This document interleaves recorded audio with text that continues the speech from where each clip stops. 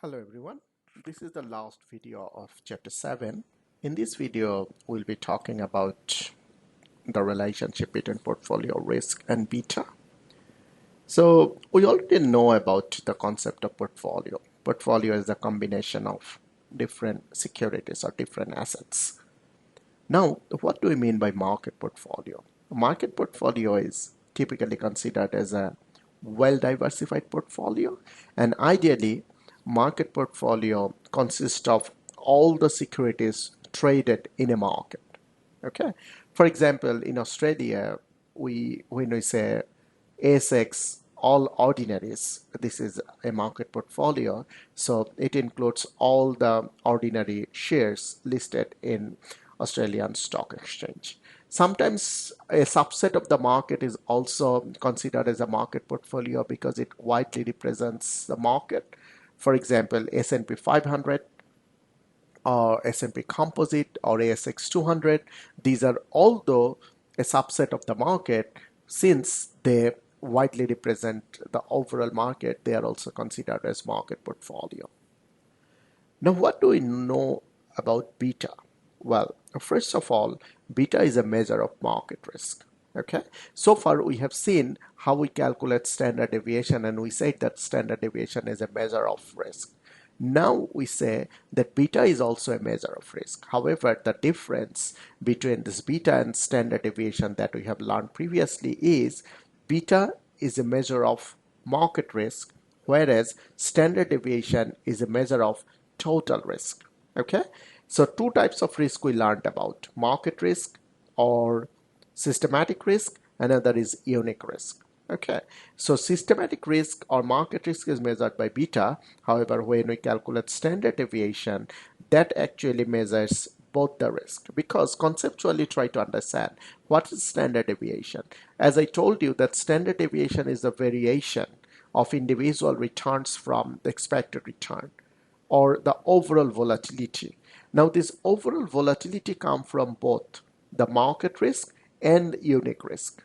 Okay, so that's why standard deviation combinedly measure both of the risks. However, beta is only the measure of market risk. What does it mean?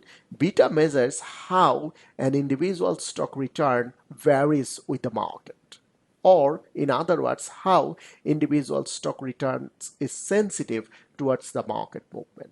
For example, if market return moves by 1%, how much an individual stock return moves?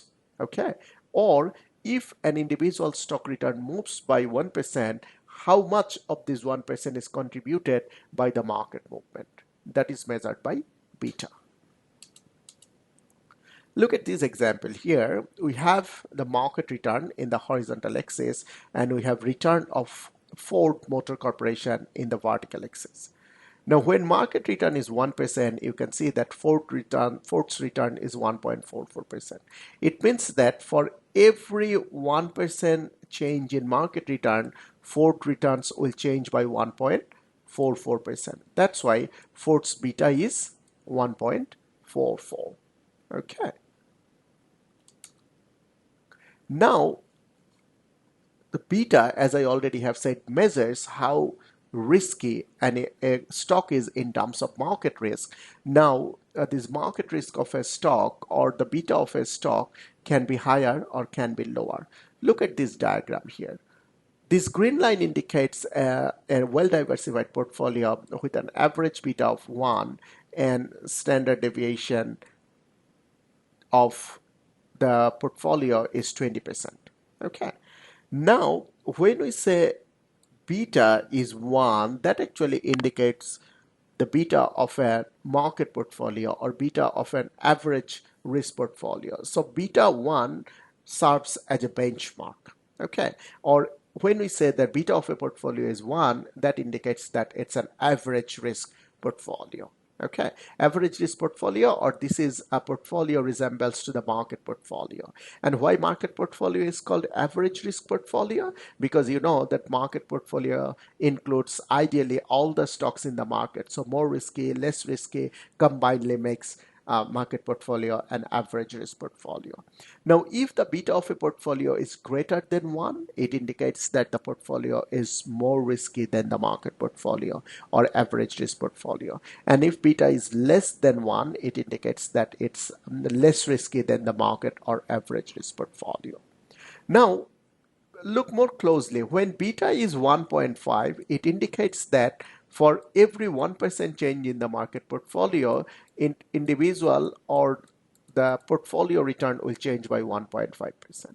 Okay. Whereas when beta of a portfolio is 0.5, it means that for 1% change in the market, the portfolio or individual stock return will change by 0.5%. So definitely this indicates more risk compared to this. Okay.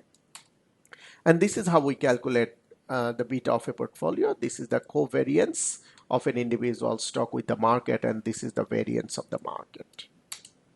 Mathematically, if you look at this example, let's say we have market return of 6 months period, and this is the individual stock return of 6 months period, and this is the average of the market return, and this is the average of individual stock return.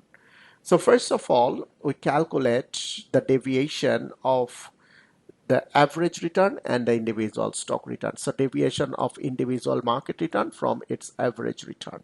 So you can see minus 8%, minus 2%, that's minus 10. 4 minus 2 is 2. 12 minus 2 is 10. So this is the deviation. And this is the deviation of average return and individual stock return. Okay. So for example, minus 11%, minus 2 is 13%. Then this is the squared deviation of market return. You can remember this market returns deviation, we squared them here. And this is the product of the deviation of average return. So this is column 4 and 5. So here is the column 4 and column 5. So here we multiply them. So deviation of the market return and the deviation of individual return, we multiply them. And finally, we sum up them. Okay.